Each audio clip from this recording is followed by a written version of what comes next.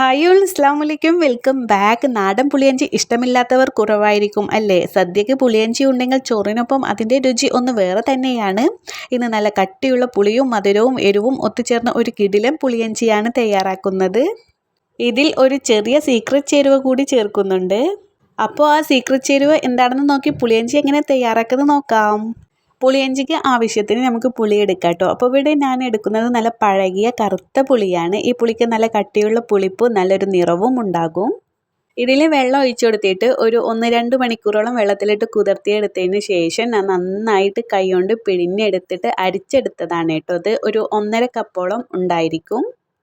ഇനി ഇതിലോട്ട് ആവശ്യമുള്ളത് ഇതാ ഒരു 7-8 അല്ലി നമ്മുടെ ചുവന്നുള്ളി ചെറുതായി കട്ടാക്കിയതും, 2 വറ്റൽമുളകും, അതുപോലെ തന്നെ 2 പച്ചമുളകും, പിന്നെ ഒരു 2-3 ടേബിൾ സ്പൂൺ ചെറുതായി കട്ടാക്കിയ ഇഞ്ചി, പിന്നെ ആവശ്യത്തിന് കറിവേപ്പില.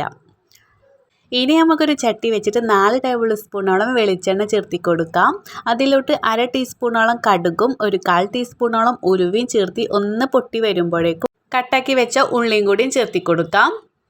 ഈ സമയത്ത് ഉണക്കമുളകും കറിവേപ്പിലയും ചേർത്തി കൊടുക്കണ്ട കേട്ടോ. അതിൻ്റെ കളറ് ഒന്ന് മാറി വരും. അപ്പോൾ അതിന് വേണ്ടിയിട്ട് നമുക്ക് ഇതൊന്ന് മൂപ്പിച്ചെടുത്തതിന് ശേഷം ചേർത്തി കൊടുത്താൽ മതിയേ. എണ്ണയിൽ കിടന്നിട്ട് നന്നായിട്ടൊന്ന് നമുക്കൊന്ന് കളർ ചേഞ്ച് ആയി വരുമല്ലോ, ഒരു ബ്രൗൺ കളറൊക്കെ ആയിട്ട് ഒന്ന് മാറി വരുമ്പോഴേക്കാണ് ഇതിലോട്ട് ഇഞ്ചിയും കൂടി പിന്നെ അതുപോലെ ഉണക്കമുളകും കറിവേപ്പിലയും കൂടിയും ചേർത്തി കൊടുക്കേണ്ടത്. വീണ്ടും നമുക്ക് ലോ ഫ്ലെയിമിലിട്ടിട്ട് വേണം കേട്ടോ ചെയ്തെടുക്കാൻ. നന്നായിട്ട് ഇഞ്ചിയൊക്കെ നമ്മുടെ എണ്ണയിൽ കിടന്നിട്ട് നന്നായി മൂപ്പിച്ചെടുക്കണം. നിങ്ങളുടെ കയ്യിൽ പഴകിയ പുളി ഇല്ലെങ്കിൽ നിങ്ങളുടെ കയ്യിലുള്ള പുളി എടുത്താൽ മതി കേട്ടോ. ഇതുപോലെ പഴകിയ പുളിയാണ് എടുക്കുന്നെങ്കിൽ നമുക്കതിൻ്റെ നാട് ടച്ച് കിട്ടുക, നല്ല അടിപൊളിയായിട്ടുള്ളൊരു കളറിലും വ്യത്യാസം വരും നമ്മൾ പഴയ പുളി എടുക്കുമ്പോൾ. ഇനി ഇതാ ഇഞ്ചിയൊക്കെ നന്നായി നമുക്ക് മൂപ്പിച്ചെടുത്തതിന് ശേഷം പുളിവെള്ളം കൂടി മുഴുവനായിട്ട് ഒഴിച്ചെടുക്കാം. നന്നായിട്ടൊന്ന് ഇളക്കി കൊടുത്ത് യോജിപ്പിക്കാം. പുളിവെള്ളം ചേർത്ത് നന്നായി തിളപ്പിച്ച് വരുമ്പോൾ തന്നെ പുളിയഞ്ചിയുടെ നല്ലൊരു മണം വരാൻ തുടങ്ങും.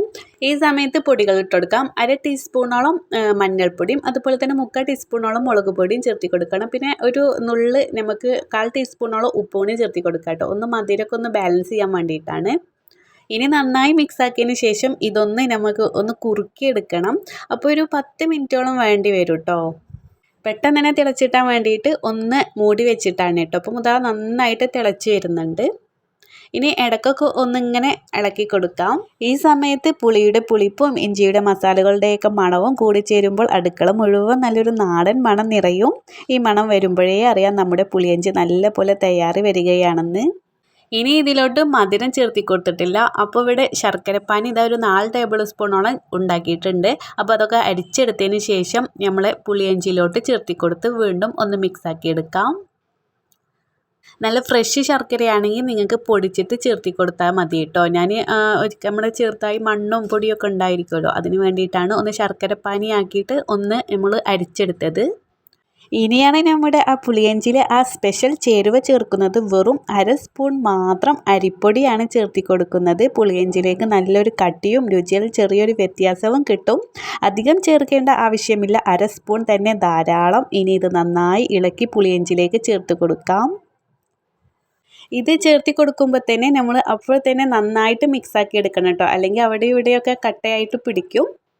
അതിനുശേഷം ഫ്ലെയിം ഓഫ് ചെയ്യാം. ഇപ്പം നല്ല ചൂടോടെയാണ് കേട്ടോ ഇത് ഇരിക്കുന്നത്. അതുപോലെ തന്നെ നല്ല ലൂസ് രൂപത്തിലുമാണ് ഇരിക്കുന്നത്. പക്ഷേ ഇത് തണുത്ത് കഴിഞ്ഞാൽ നന്നായിട്ട് തന്നെ കട്ടിയായിട്ട് വരും. ഇപ്പോൾ ഇതാ ഒരു 2-3 മണിക്കൂർ കഴിഞ്ഞിട്ട് നന്നായിട്ട് ഇതാ നല്ല കട്ടി രൂപത്തിലുണ്ടോ റെഡിയായിട്ട് വന്നിരിക്കുന്നത്. ഇങ്ങനെ തയ്യാറാക്കി നല്ലപോലെ തണുത്ത ശേഷം വൃത്തിയുള്ള ഉണങ്ങിയ കുപ്പിയിൽ അടച്ച് സൂക്ഷിക്കാം. വെള്ളം കയറാതെ സൂക്ഷിച്ചാൽ പുളിയഞ്ചി കുറച്ച് ദിവസം നല്ല രുചിയോടെ ഇരിക്കും. ഓരോ തവണ എടുക്കുമ്പോഴും ഉണങ്ങിയ സ്പൂൺ തന്നെ ഉപയോഗിക്കാൻ ശ്രദ്ധിക്കണം. അങ്ങനെ നമ്മുടെ നാടൻ പുളിയഞ്ചി റെഡി ആയിട്ടുണ്ട്. പുളിയും മധുരവും എരിവും എല്ലാം കൃത്യമായി ചേർന്നത് കൊണ്ട് നല്ലൊരു രുചിയാണ്. പ്രത്യേകിച്ച് നമ്മൾ ചേർത്ത ആ ഒരു ചെറിയ സീക്രട്ട് ചേരുവയാണ് ഇതിൻ്റെ രുചിയിൽ ഒരു വ്യത്യാസം കൊണ്ടുവരുന്നത്. സദ്യക്കും ചോറിനൊപ്പവും പുളിയഞ്ചി ഇങ്ങനെ ഉണ്ടാക്കി വെച്ചാൽ കുറച്ച് ദിവസത്തേക്ക് ഉപയോഗിക്കാനും പറ്റും. നിങ്ങളും വീട്ടിൽ ഇതുപോലെ ഒന്ന് തയ്യാറാക്കി നോക്കണം. തയ്യാറാക്കിയിട്ട് എങ്ങനെയുണ്ടെന്ന് കമൻറ്റ് ബോക്സിൽ പറയണേ. വീഡിയോ ഇഷ്ടപ്പെട്ടെങ്കിൽ ലൈക്കും ഷെയറും ചെയ്യാൻ മറക്കല്ലേ. ഇനിയും ഇതേപോലെയുള്ള നാടൻ രുചിക്കൂട്ടുകളുമായിട്ട് വീണ്ടും കാണാം കേട്ടോ. അതുവരേക്കും എല്ലാവരും സേഫ് ആയിരിക്കുക, ഹാപ്പി ആയിരിക്കുക. അപ്പോൾ ഓക്കെ, ബൈ, താങ്ക് യു.